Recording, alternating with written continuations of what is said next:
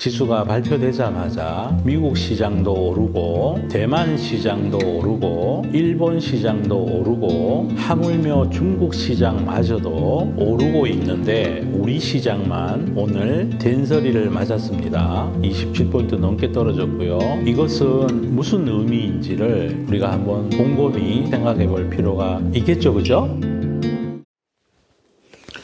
네, 여러분 안녕하십니까? 오늘은 수요일 오후입니다. 9월 25일이고요. 어제 밸류업 지수 구성 종목이 발표됐습니다. 그래서 그 발표된 밸류업 구성 지수 종목들에 대한 제가 느끼는 소회 이런 거 말씀드리고 잠시 짚어보는 그런 시간을 갖도록 하겠습니다. 우선 이제 밸류업이라 그러는 거는 그야말로 기업의 이익이 주주의 이익으로 하는 데는 그러한 절차에 충실한 어떤 기업들을 모아서 지수화해서 증시를 좀 부양하고 또 기업들의 밸류업 의지를 북돋우고 이러려는 취지로 연초부터 우리나라 정부에서 야심차게 준비해온 그 이슈였어요. 그래서 사실은 그 밸류업 지수 구성 종목이 어떤 기업이 되느냐가 굉장히 중요한 거죠. 그죠?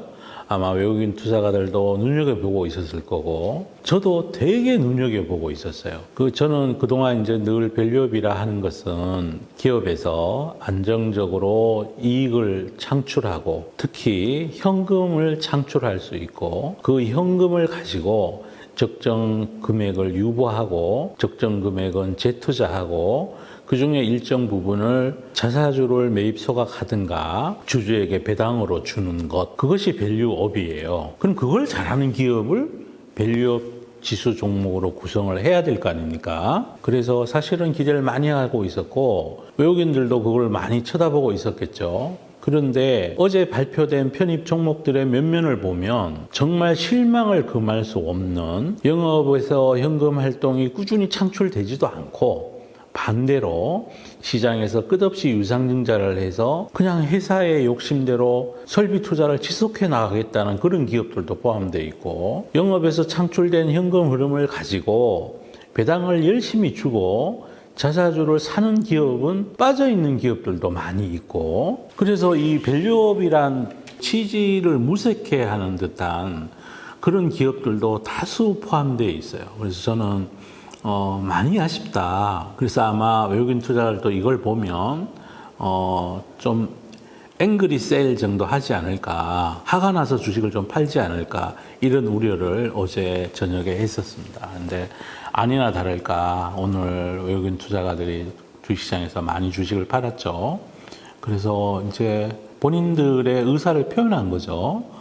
나 실망했다라는 거를 지금 보여주고 있는 거고, 이거는 향후에도 우리 그 주가 지수 전망에도 영향을 저는 많이 줄 거라고 그렇게 생각을 하고 있습니다. 왜냐하면 밸류업은 너무나 중요한 거니까요. 기업에 우리가 주식 투자를 하는 유일한 이유는 주가 상승 더하기 배당받는 게 전부인데, 그 두 개를 다 할 수 있으려면 기업이 현금으로 돈을 많이 벌 수 있어야 된다는 거고, 그러한 기업들로 모아놨어야 되는 지수인데, 그렇지 않은, 제가 함부로 말할 수 없지만 정말 면면들을 보면 그 참 배경이 의심스러운 기업들도 많이 들어가 있는 터라 저는 굉장히 많이 실망을 했습니다. 실망을 했고, 이거는 한국 지수 전망이라 한국 증시의 어떤 밸류업이라는 게 증시의 투자의 패러다임을 바꿀 수 있다고 제가 믿고 있었는데 기대감이 많이 꺾였죠. 그 대신에 희망을 다 내려놓을 수는 없고, 이 지수 구성 종목에 대한 피드백들이 나타나고 있잖아요. 오늘 시장에서도 나타나고 있기 때문에 이제 리밸런싱을 해서 점점 좋은 기업들이 많이 들어오기를 그렇게 한번 기대해 보겠습니다.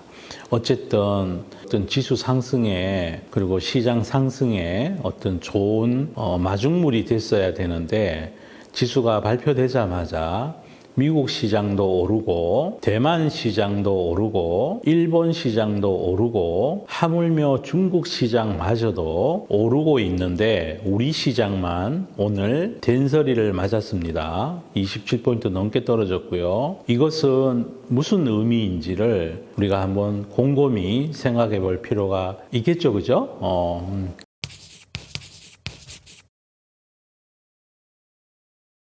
그러니까 대표적인 거죠. 이제 대표적으로 가장 쉽게 어프로치 할 수 있는 게 밸류업을 잘하겠다고 공시도 하고 실질적으로 자사주도 많이 사고 있는 KB금융과 하나금융지주는 쏙 빠졌어요. 그리고 배당을 많이 주는 통신주들이 있죠, 그죠? KT, SK텔레콤 다 빠져 있어요. 그리고 그것만 빠진 게 아니라 지주회사도 또 몽땅 빠졌어요. 가령 삼성물산 같으면 이제 원래도 자사주 보유하고 있던 거 1조 뭐 6천억어치인가요? 뭘 소각을 한다고 이제 발표를 했고요.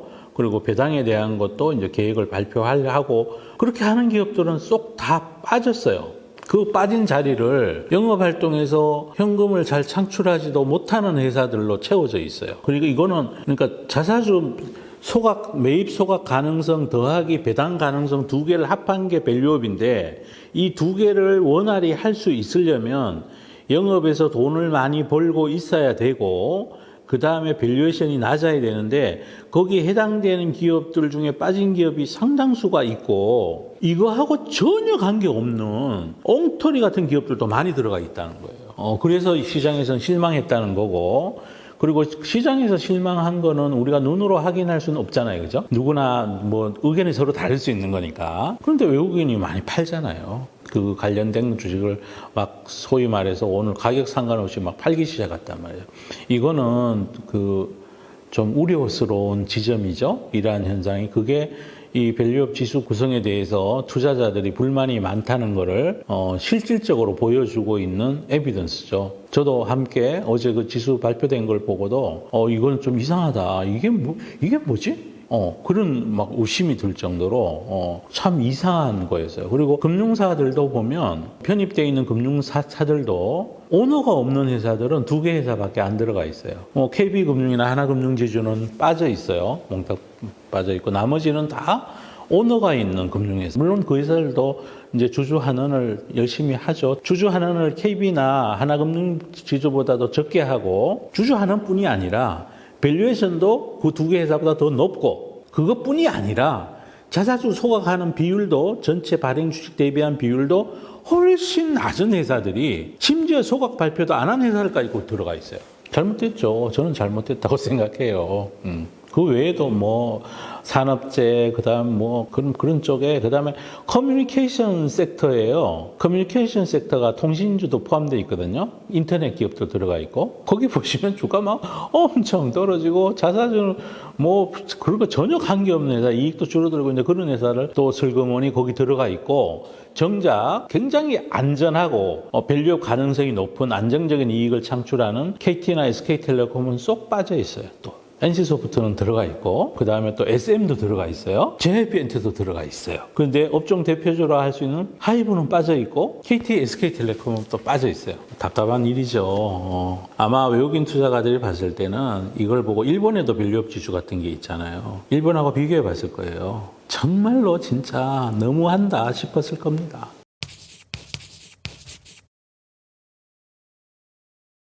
그냥 그거는 우리가 이러죠. 제도나 법을 이렇게 누가 만들고 그럼 그 법의 취지는 굉장히 좋죠. 근데 그걸 이용하는 사람들, 그 제도를 실질적으로 실행하는 사람들은 또 다른 문제죠. 그죠? 다른 문제라서 기준은 그렇다고 얘기할 수 있어요. 그런데 그거를 어떻게 그런 기업들을 선정했느냐. 그거는 또 우리가 뭐 공모가 산정할 때도 그러잖아요. 그죠? 가정을 어떻게 하느냐에 따라 또 달라져 버리잖아요. 그죠? 또 주식이라는 게 미래에 관련된 이익의 전망치를 가져와야 되니까 그 전망을 또 뭐 어떤 기업의 주장은 100% 들어주고 어떤 기업의 주장은 뭐 깎아버리고 이러면 이제 이런 결과가 나오겠죠. 어떤 그 법이 아무리 훌륭하고 제도가 아무리 훌륭해도 그거를 실천하는, 시행하는, 집행하는 사람들이 그 어떤 자의성이 많이 개입될 수 있다면 이런 일이 생길 수 있는 거다라는 거를 우리가 역사를 통해서 많이 확인하고 있는 거죠. 그 이면에는 다른 이해관계들이 또 존재할 수도 있을 거고요. 그렇게 보고 있습니다.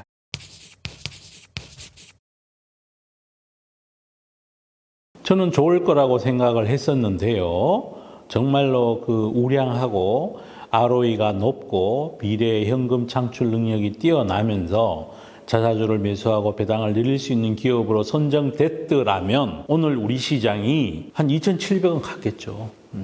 아니니까 지금 글로벌 시장에서 꼴찌로 지금 추락을 하고 있는 중입니다. 오늘 지수가 27포인트 넘게 밀렸죠. 오늘 글로벌 시장 다 올랐어요. 중국도 올랐다니까요. 대만도 오르고 일본도 오르고 다 올랐어요. 그런데 우리는 거꾸로 밑으로 내려갔어요. 이 발표에 대한 그 외국인 투자가들의 반응 극명하게 나타난 거죠. 앞으로 어떨지는 그건 또 이제 또 봐야겠죠, 그죠? 모든 악재라는 게 이제 주가에 한번 반영이 되고 나면 그 뒤에는 다시 또 돈에 눈이 달렸기 때문에 앞으로 이 지수에 포함되느냐 아니냐가 어떤 주가의 향방을 좌우하는 건 아니잖아요, 그죠? 기업 펀더멘탈이 주가를 만들 거니까 어떤 기업이 나 지수에 포함은 안 됐지만 나 열심히 자사주 사고 배당 많이 늘릴 거야. 그럼 그 기업 주가는 다시 오르겠죠, 그죠? 그럼에도 불구하고 어떤 연초부터 그렇게나 정말 뭔가 해보겠다고 해왔던 결과물이라는 점에서 무려 1월 26일인가요? 그때부터 우리 이거 한국도 밸류업 해요라고 심지어 뉴욕에 가서 그 IR도 했었잖아요. 금융기관장들과 금융감독원, 그 다음에 금융이 그 고위 관료분들이 뉴욕에 가서 우리 한국 이런 거 해요. 한국 투자 많이 해주세요. IR도 하고 왔는데 그거의 결과물이 이 밸류업 지수 100개 종목인데 이거는 정말 기대에 못 미치죠. 외국인 투자가 입장에서 보면 기가 막혔을 거예요. 어제 그 발표된 걸 보고 저는 그랬을 거라고 생각합니다. 저는 이제 펀드를 크게 했었기 때문에 제가 바라보는 시선은 약간 이제 글로벌 자금을 많이 운영하는 포트폴리오 매니저들 시각하고 약간 이제 동조화가 좀 돼 있거든요. 습성적으로. 저는 보고 막 진짜 정말 심하다 생각했었는데 아마 똑같은 생각을 하지 않았을까 싶어요.